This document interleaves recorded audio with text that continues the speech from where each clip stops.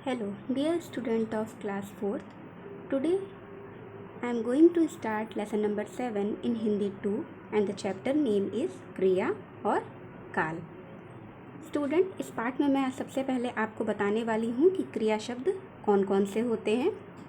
आइए पढ़कर बताती हूँ. पढ़ना, लिखना, सोना, खेलना, हंसना, रोना, चलना, दौड़ना, गिरना, खाना, ये सब क्या हैं? क्रिया शब्द हैं.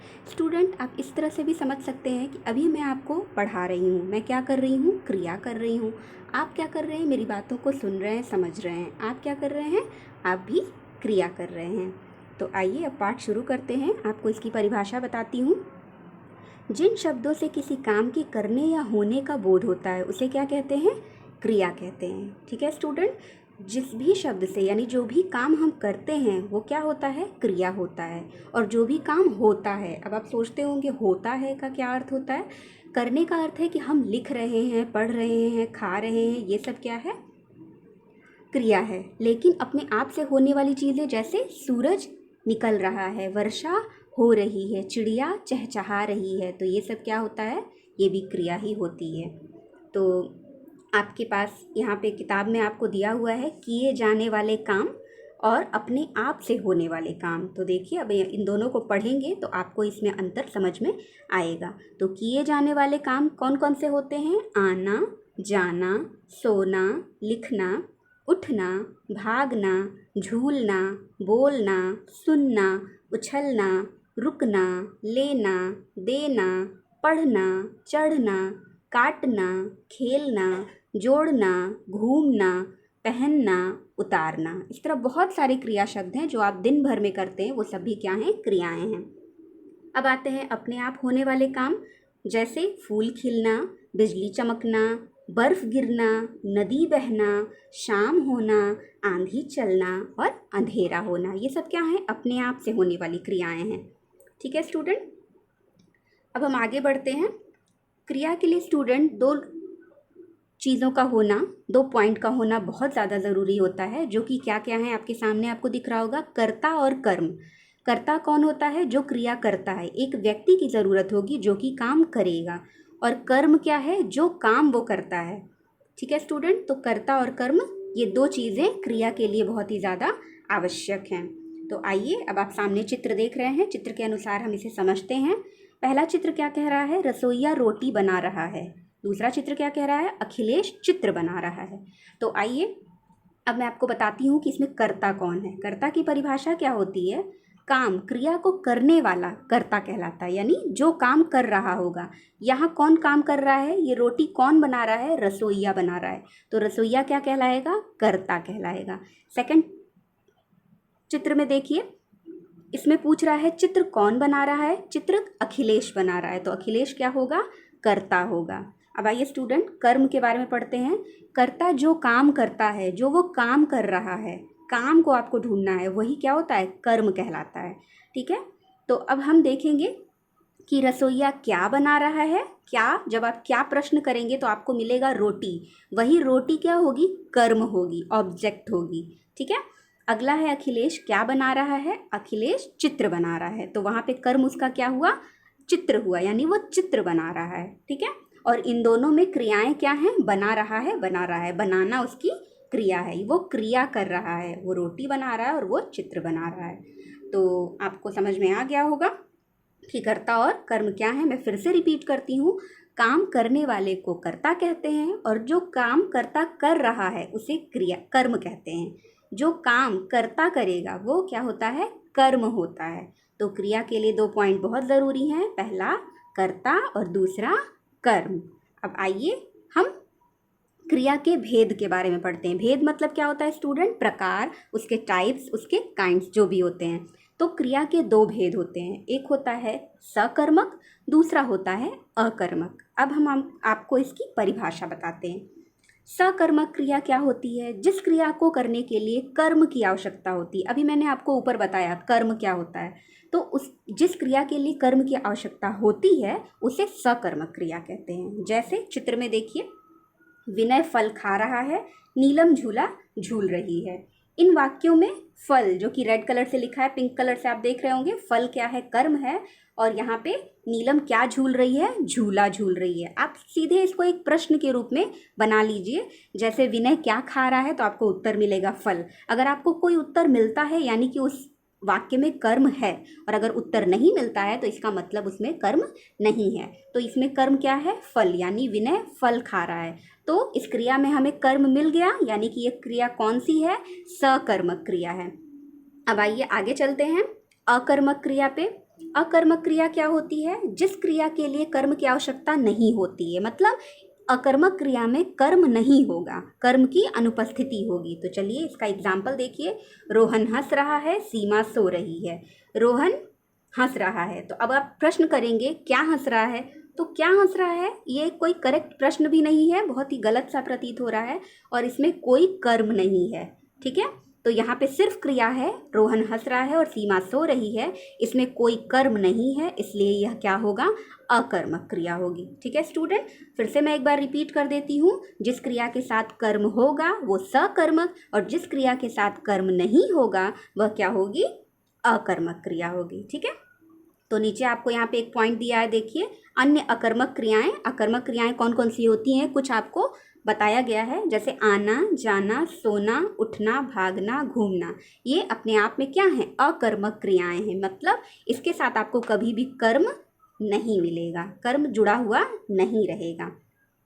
अब इसी पाठ में एक और टॉपिक दिया है काल। तो स्टूडेंट, काल क्या होता है, क्रिया का रूप जो होता है, उसे हम जो क्रिया होती है वो किसी समय में होती है, वो जो समय होता है वो क्या होता है, परिवर्तित होता रहता है। तो इसकी परिभाषा कुछ इस प्रकार होगी, क्रिया के जिस रूप से काम के होने का समय, यानी कि काम किस समय में हो रहा है, समय मतलब टाइम से मत लीजिएगा कि 4-5 बजे, समय मतलब किस समय का पता चलता है, उसे काल कहते हैं। अब मैं आपको इसकी 3 इसके प्रकार बता देती हूँ, जो कि मैंने यहाँ लिखा हुआ है, आप इसको पढ़ सकते हैं। 3 इसके काल के भेद होते हैं। यही तीनों भेद जो होते हैं ये क्या करते हैं, क्रिया के होने का समय बताते हैं। पहला है वर्तमान काल, दूसरा है भूतकाल, तीसरा है भविष्य काल। तो कोई भी कार्य जो होगा इन तीनों में से किसी काल में होगा। जैसे एग्जाम्पल आपकी बुक में दिया हुआ है, आप देख लीजिएगा। सोनल बाजार जा रही है, तो जब जा रही है यानी अभी जा रही है, तो वो वर्तमान यानी प्रेजेंट में वो काम कर रही है, इसलिए वो वर्तमान काल हुआ। सोनल बाजार गई, गई मतलब चली गई, तो वो क्या हो गया, भूतकाल हो गया, क्योंकि वो बीती हुई बात हो गई। और सोनल बाजार जाएगी मतलब कल जाएगी, परसों जाएगी, 2 दिन बाद जाएगी, तो वो क्या होगा, भविष्य काल होगा, क्योंकि वो आने वाले समय की बात कर रहा है। तो एक शॉर्ट डेफिनेशन आप लोग को बताती हूँ स्टूडेंट। वर्तमान काल जो कि काम आज वर्तमान समय के अनुसार हो रहा है, भूतकाल यानी कि जो बीते समय में हो चुका होता है, और भविष्य काल जो आने वाले समय में होने वाला होता है। ठीक है, इसका एक सिंपल सा कोई भी एक एग्जाम्पल आप तीनों काल में यूज कर सकते हैं। जैसे माँ खाना बना रही है यानी अभी बना रही है, माँ ने खाना बनाया यानी खाना बना लिया माँ ने, और माँ खाना बनाएगी यानी कल बनाएंगी, शाम को बनाएंगी, परसों बनाएंगी। तो आपकी माँ फ्यूचर में जो खाना बनाएंगी वो भविष्य काल हो गया। खाना बनाया सपोज कल रात को बनाया था, तो वो क्या हो गया, भूतकाल हो गया। और माँ खाना बना रही है, अगर प्रेजेंट में वर्तमान में आपकी मम्मी खाना बना रही हैं, तो वो क्या होगा, वर्तमान काल होगा। तो आइए इसके बाद हम अभ्यास सॉल्व करते हैं। पहला अभ्यास क्या है, रिक्त स्थान की पूर्ति है, यानी कि क्रिया शब्दों को भरना है। क्रिया शब्द आपको यहाँ पर फिल करना है। सिमरन रेडियो क्या करेगी, सिमरन, सिमरन रेडियो को सुनेगी, यानी सिमरन रेडियो सुन रही है। सेकंड, फूलों पर भंवरे डैश रहे हैं, फूलों पर भंवरे क्या करेंगे, मंडरा रहे हैं। राकेश दूध क्या करेगा, राकेश दूध को पिएगा, राकेश दूध पी रहा है। रोहित वर्षा के पानी में नाव क्या करेगा, नाव को चला रहा है। राहुल टीवी डैश, तो क्या लिखेंगे, राहुल टीवी को क्या किया जाता है, देखा जाता है, तो राहुल टीवी देख रहा है। ठीक है, तो इस तरह आप ये रिक्त स्थान भी अपनी बुक में फिल कर लीजिएगा। अब आइए हम यहाँ पर एक और अभ्यास सॉल्व करेंगे। रेखांकित शब्दों में लिंग और वचन की गलतियां हैं। लिंग और वचन आपको पढ़ाया गया है, बताया है मैंने प्रीवियस चैप्टर में। लिंग क्या होते हैं, 2 तरह के होते हैं, पुल्लिंग और स्त्रीलिंग, पुल्लिंग यानी कि पुरुष जाति का बोध, स्त्रीलिंग यानी कि स्त्री जाति का बोध, और वचन यानी कि एक वचन बहुवचन की कुछ गलतियां हैं, मिस्टेक हैं, जो कि आपको पता चल जाएगा और आपको इसको सही करके वाक्य को फिर से लिखना है। तो आइए पढ़ते हैं। पहला है सचिन सुलेख लिखती है। अब स्टूडेंट, सचिन आपको पता है कि एक लड़का है, और लड़का है तो लिखती तो नहीं होगा, क्योंकि लिखती किसके लिए यूज़ होता है? लड़कियों के लिए यूज़ होता है। तो सचिन सुलेख लिखता है। सेकंड, मालिन माला बनाते हैं। ऊपर यहाँ पे क्या था? लिंग का मिस्टेक था, यानी कि ये लिखती जो है ये स्त्रीलिंग पुल्लिंग वाली गलती थी। नीचे मालिन माला बनाते हैं, मालिन कौन है? स्त्रीलिंग है, और बनाते क्या हो गया? बहुवचन, यानी कि ये वचन की गलती है। तो मालिन माला बनाती हैं। ठीक है। बच्चे दूध पीता है। अब बच्चे क्या है? बहुवचन है, और पीता क्या हो गया? एक वचन हो गया, यानी बहुवचन के साथ तो बहुवचन का प्रयोग होना चाहिए। तो सही सेंटेंस क्या होगा? बच्चे दूध पीते हैं। ठीक है। अगला देखिए, मेरे कपड़े गंदे हो गया है। अब कपड़े दिया है यानी बहुवचन, और हो गया है एक वचन हो गया, यानी गलती है। तो ये मेरे कपड़े गंदे हो गए हैं। ठीक है। अगला है कुम्हार मिट्टी के बर्तन बनाती है। अब आप देख सकते हैं कुम्हार क्या है? पुल्लिंग शब्द है, और बनाती किसके लिए यूज़ करते हैं? स्त्रीलिंग के लिए यूज़ करते हैं, तो गलत है। तो कुम्हार मिट्टी के बर्तन बनाता है। स्टूडेंट, यहाँ पे मैं एक और बात क्लियर करना चाहती हूँ। जब भी हम एक वचन लिखते हैं तो हम लिखते हैं है, और जब हम बहुवचन लिखते हैं तो हम लिखते हैं यानी ह के ऊपर एक अनुस्वार की बिंदी लगाई जाती है, जो कि है और हैं में फ़र्क है। जो आपका है वो एक वचन है, और जो है जिस पे बिंदी लगी हुई है वो बहुवचन है। तो हमारे पास जैसा स्टेटमेंट होगा, अगर एक वचन वाला होगा, जैसे बच्चा पढ़ता है, तो है लगाएंगे बिना बिंदी वाला, और बच्चे पढ़ते हैं तो वहाँ पे क्या लगाएंगे? अनुस्वार की बिंदी वाला।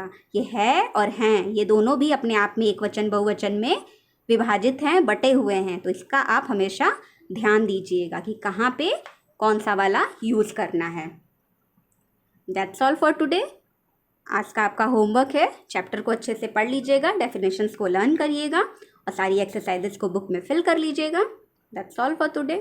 Thank you.